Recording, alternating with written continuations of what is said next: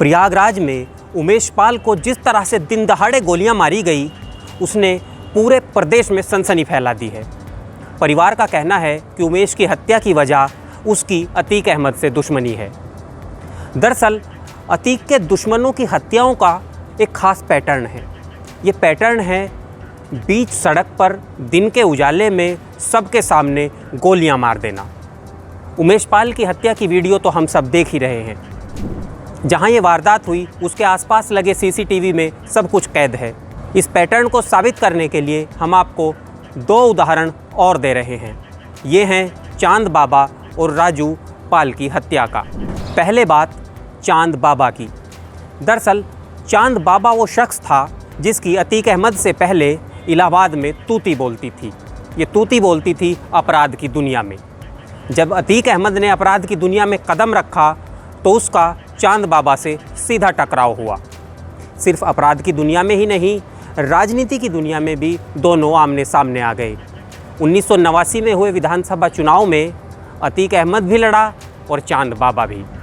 अतीक अहमद विधायक बन गया तो चांद बाबा हार गया। चुनाव नतीजे आने के बाद ही इलाहाबाद में बीच सड़क दिन दहाड़े एक हत्या हुई।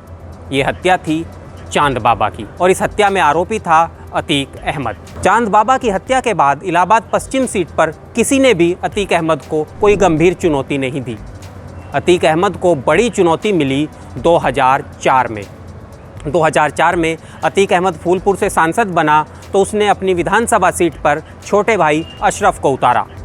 अशरफ के सामने बसपा से चुनाव लड़ा राजू पाल ने। लोगों को लगता था कि राजू पाल क्या ही मुकाबला कर पाएगा अतीक अहमद और उसके भाई का।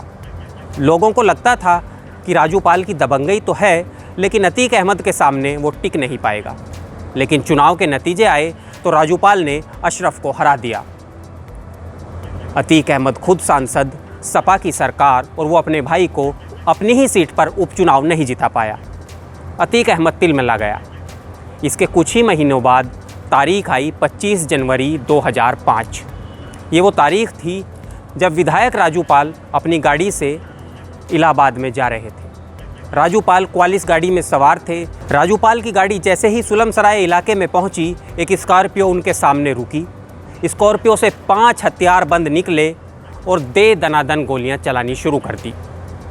अंधाधुंध गोलियां बरसाई गई, इतनी गोलियां बरसाई गई कि उन्हें कोई गिन नहीं सकता था। राजू पाल को 17 गोलियां लगी और राजू पाल की मौत हो गई।